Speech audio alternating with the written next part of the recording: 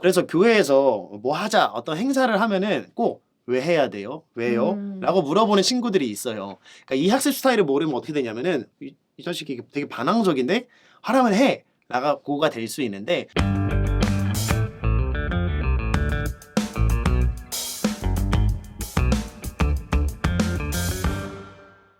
안녕하세요. 사회계 교육을 더하다 사교육입니다. 사교육입니다. 네, 저희가 지난주에 내드린 숙제가 있었는데요. 바로 우리 선생님들, 교육자분들 본인의 학습 스타일을 점검해보는 숙제였습니다. 다들 한번 해보셨나요? 네, 아직 안 해보셨다면 지금 잠깐 화면을 멈추시고 저희가 보내드린 링크를 타고 설문지를 한번 해보시면 좋을 것 같습니다. 저희가 학생들 학습 스타일을 알아보기 이전에 선생님들의 학습 스타일을 먼저 한번 확인해 보시라고 말씀을 드렸는데 이게 왜 중요하냐면 학생들을 먼저 가르치기 이전에 내가 어떤 스타일인지 알아야 내가 어떻게 이 아이들을 가르치는지 알 수 있습니다. 왜냐면은 사실 교회학교 교사들은 교수 방법이나 뭐 교육에 대해서 사실 전문적으로 배우신 분들은 아니잖아요.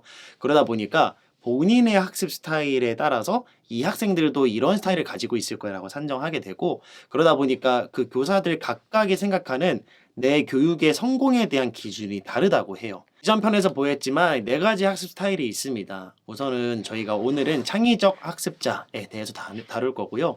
교사가 창의적 학습자인 경우에는 교육이 어떻게 됐을 때 성공이라고 느끼냐면은 그냥 아이들이 자신과 하나님 대해서 알게 되고 학생들이 상냥하게 잘 지내고 말이 통하는 뭐 대인관계를 형성하는 이 정도만 되더라도 성공이라고 생각을 한다고 해요. 네, 분석적인 특징을 가지고 계시는 선생님은 어떤 분이신가요? 그래서 분석적인 이 스타일들은 애들이 본인을 많이 아는 사람, 대단한 학자라고 생각해 주기를 원하고, 그리고 학생들 역시도 자신의 신앙을 말로 분명하게 이렇게 설명할 수 있을 때 분석적 학습 스타일을 가진 선생님들이 자신의 교육이 성공했다고 느끼는 부분이라고 합니다.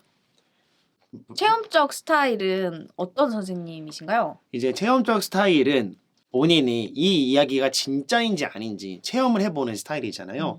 그러니까 역시나 선생님들도 학생들이 선생님들의 말이 진짜인지 아닌지 체험해보고 실험해보기를 원한다고 해요. 그래서 선생님들이 말하고 학생들이 그것을 실험해서 이게 정말 맞네? 라고 느낀다면은 이 체험적 스타일을 가진 선생님들은 우리 수업이 성공했구나 라고 생각한다고 합니다. 그럼 이런 선생님들 같은 경우에는 본인의 간증 이런 거를 조금 많이 이야기하시겠네요? 그리고 학생들하고도 막 같이 체험하러 막 가시고 그러지 않을까요? 네, 그럴 것 같아요. 왜냐하면은 뭐 말로만 설교를 듣고 야 이게 진짜인지 한번 해볼까? 뭐 구제에 대한 얘기가 나오면은 가서 뭐 복지관 같은 데를 간다든지 이런 식으로 선생님들이 많이 활동적으로 하실 수 있는 거죠. 마지막으로 이제 역동적인 학습자 같은 경우에는 이 이야기를 응용하고 새로운 방식으로 모색해 보는 것에 초점을 좀 두고 있습니다. 그래서 선생님들은 학생들에게 자신들이 촉매제가 되길 원한다고 해요. 내가 말한 것들을 영향을 받아서 학생들이 이 사회와 또 하나님의 말씀을 따라서 살아가는 여러 가지 뭐 움직임들을 해낼 때 선생님들은 비로소 내 교육이 성공했다 이렇게 여긴다고 합니다. 그러니까 사실 이거는 교육의 네 가지 여러 가지 방면을 다 담고 있는 거잖아요. 어느 하나가 뭐 우월하다고 말할 수는 없습니다. 그러나 이 학습 스타일을 모르고 있다면은 선생님들은 계속해서 자신의 스타일만 고수하면서 애들한테 그렇게 지시를 할 거예요. 근데 제가 또 들어보니까 이런 네 가지 학습자로 이렇게 나누긴 했지만 사람마다 조금씩 가지고 있는 게 있는 것 같아요. 창의적 학습자라고 해서 창의적인 이 내용만 또 가지고 있는 게 아니라 분석적인 부분들도 조금씩은 가지고 있지 않나 네, 이런 생각이 듭니다. 맞습니다. 그래서 검사지를 할 때에도 뭐 한 가지만 뽑는 게 아니라 가장 큰 거, 두 번째 이런 것들을 좀 종합해서 봤으면 좋겠어요. 이렇게 해야 되는 이유는 저희가 이 네 가지 스타일을 해보면 아시겠지만 한국 교회는 이 분석적 스타일에 굉장히 초점을 많이 맞추고 있는 것 같아요. 설교라든지 공과라든지. 그러다 보니까 이 공과 교육이랑 설교가 좀 획일화되고 학생들에게 조사를 해보니까 공과 시간이 되게 지루한 시간이라는 대답을 많이 하더라고요. 이 학습 스타일을 골고루 좀 배치하고 학생들의 다양한 스타일을 충족시키는 교육을 한다면은 학생들이 더 이상 공과는 지루하다라는 생각은 조금 지울 수 있지 않을까 싶습니다. 네, 그러면 오늘은 본격적으로 창의적 학습자에 대해서 조금 이야기를 해보려고 합니다. 창의적 학습자의 특징, 가장 중요한 특징 중에 하나는 뭐냐면 왜? 라는 질문을 굉장히 많이 한다고 합니다. 네, 이 창의적 학습자는 구체적인 경험을 통해서 정보를 습득하고 그리고 깊은 사고를 통해서 내면화하는 스타일이라고 설명하고 있습니다. 그래서 교회에서 뭐 하자 어떤 행사를 하면은 꼭 왜 해야 돼요? 왜요? 라고 물어보는 친구들이 있어요. 그러니까 이 학습 스타일을 모르면 어떻게 되냐면은 이 자식이 되게 반항적인데 하라면 해! 라고가 될 수 있는데 사실 이 친구는 정말 왜 하는지 궁금한 거죠.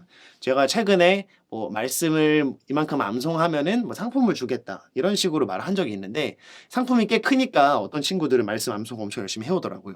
근데 어떤 친구는 안 하는 거예요. 물어봤더니 내가 왜 말씀을 외워야 되는지도 모르겠고 내가 해봤자 상품을 탈 것 같지도 않다. 그러니까 안 한다고 하더라고요. 그러니까 이 친구들한테는 왜 말씀을 외워야 되는지에 대해서 설명을 해주는 게 더 중요한 거죠. 새생명 축제 할 때 저 같은 경우에는 설교를 3주 전부터 왜 새생명 축제를 해야 하는지, 왜 우리가 전도해야 되는지 이런 거에 대해서 조금 주제 설교를 몇 주간 이렇게 하거든요. 그런데 이제 창의적 학습자인 학생들이 들으면 아, 내가 왜 이 전도를 해야 되고 왜 새생명 축제에 적극적으로 참여해야 되는지 이제 이해하기 때문에 조금 더 많은 학생들에게 복음을 전하기를 시도하고 이 행사에 적극적으로 참여할 수 있게 되는 것 같습니다. 맞는 것 같아요.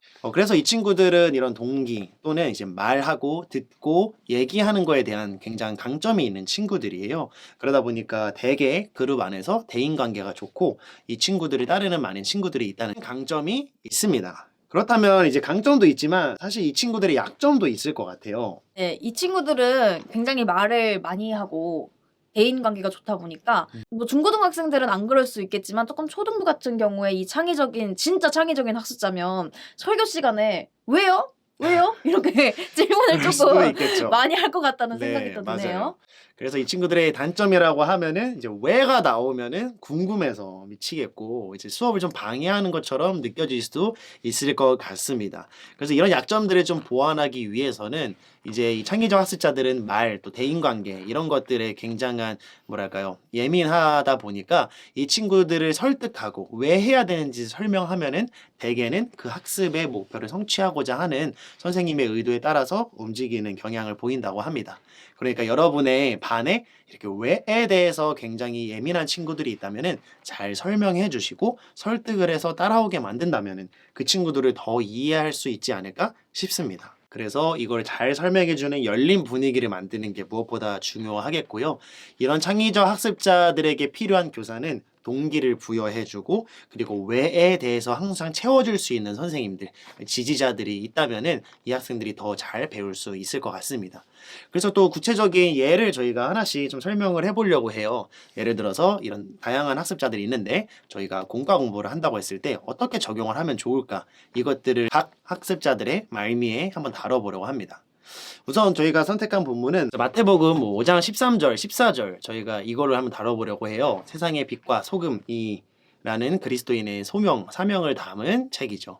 이걸 가지고 공과를 한다고 하면은 이 창의적인 학습자들에게는 어떤 내용을 다룸으로써 접근하면 좋을까요?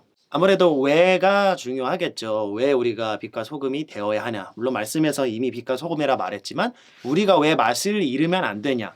이런 부분들을 잘 설명해야 될 것 같습니다. 예를 들어서 활동으로 예전에 했던 도입부인데 이제 소금 같은 경우에는 맛을 봐야 알 수 있잖아요. 그래서 활동 시작할 때 뭐 설탕, 소금, 그리고 흰색 다른 가루를 넣고 학생들에게 눈으로 봤을 때 어떤 게 소금인 것 같냐 물어봤어요. 애들이 A, B, C 중에 각각 다른 대답을 내놓더라고요.